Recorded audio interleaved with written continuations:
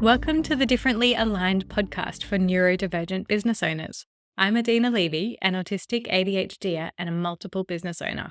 From a card-making business at age 8 through to handmade cloud cushions, running a speech therapy team with a traditional office, and now to my lean, profitable, nimble, and fun online businesses, Play, Learn, Chat, and neurodivergent business coaching and consulting. I'm all about supporting neurodivergent business owners like you to build a business that is aligned with your brain, your skills, your passions, your wants, your support needs, and your life. And it can be profitable, fun, and impactful along the way.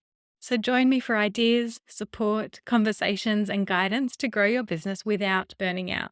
Let's turn up the fun, the flow, and the alignment. This podcast is recorded on the Aboriginal lands of the Gadigal and Bidjigal people. I acknowledge the traditional owners, elders past and present, and I extend my acknowledgement to any Aboriginal and First Nations people listening in.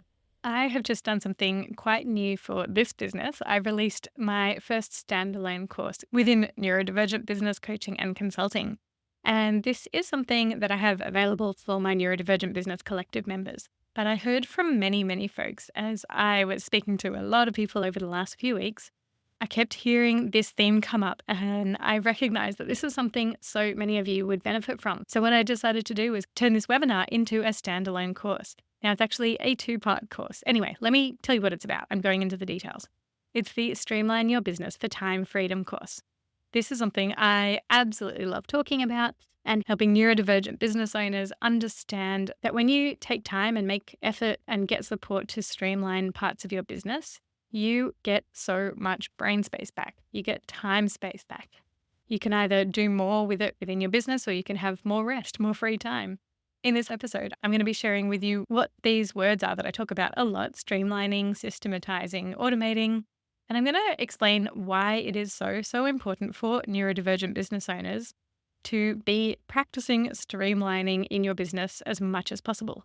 So anyway, I'm just going to pop in here with a quick notice that if you're listening when this episode comes out, there is 50% off my streamlining course right now. That's my special introductory offer because I'm just so excited that it exists and I can get it into your hands and into your eyeballs and your brains and help so many of you wonderful neurodivergent business owners proceed in your businesses, help your businesses grow and thrive and exist without so much busy work, without so much boring, repetitive stuff, without humans doing all the things that the computers might actually be able to do for us. You're actually allowed to make your life a little bit easier. Let me help you with that. The 50% off introductory offer is valid until Friday, the 8th of November, 2024. If you're listening after that date, I'm giving you 20% off as well. Use the code POD20, POD20, and you're going to get 20% off. If you're curious, check it out. The link is in the show notes. So now that I've said all that, let me clarify what on earth streamlining, systematizing, and automating is. I wanted to clarify these terms so that we can see how they all fit together and how we can use these concepts within our business. First up, we have this concept, streamlining. So streamlining is the higher level concept. This is at the top of everything that we're talking about here. Streamlining is the big goal where you're aiming to make your business simpler, more efficient, and effective. Then we've got 3 main ways that we do this. The first is doing less. Now, you may have participated in my Aligned Action Reset where I talk all about doing less on one of the 3 days. That's a training that I'll probably run again in the future. The big idea here is that the first piece of streamlining is actually to take away parts of your business. If there's things that you sell or services that you offer that are not working for you, or if you offer 20 options to your clients or customers, do less. Offer less different things. Simplify, simplify, simplify. Once you've done that, then it's worth spending effort on the other 2 pieces, systematizing and automating. So systematizing is all about structuring or organizing processes in a consistent way so that they're repeatable and reliable. Consistent is the key word here. Automating is essentially where you take that a step further, using technology to handle tasks automatically, reducing the need for human input. You can't automate unless you've systematized. And some ways of systematizing do not include automation. There is also a concept that I talk about, which is semi-automation, where you automate as much as you can up to the point where you then get the humans to do the human jobs as much as they can, or perhaps to personalize things or to do things that literally can't be automated. Why should we systematize? As neurodivergent business owners, Life is hard enough for many of us, harder than many other people, harder than for neurotypical people. Business can be harder for us than for many neurotypical people. We all have different brains, we all have our own unique brain, but there's a lot that can be linked to your neurotype, what kind of brain you have, that can cause things in business especially to be an extra level of struggle. And rather than continue the struggle or continue to judge yourself and berate yourself because you're not managing something, the most affirming thing you can do for yourself is to find out what is hard, what is not going well, and figure out the easiest thing you could do to take that off your plate, to make it much easier, to stop having to do it at all, or to hand it off in a way that is going to be repeatable by other people. You might have difficulty with executive functioning. So being able to plan, being able to prioritize, being able to keep in mind what is most important in any moment. Having really good systems to support you in linking your project and your task management can be a really big piece of helping you here. And again, taking off your plate a bunch of tasks that a human might have done up till now, but the computers might be able to do it, or they might be able to help you do it. It's going to free up your brain space to be more calm, to enjoy life, to enjoy yourself, to enjoy your world, maybe enjoy business, maybe enjoy things outside of your business even more. When you systematize things, clients and customers get a much more consistent and solid journey through your business. You can figure out the kind of experience that you want them to have, and you can guide them through that experience.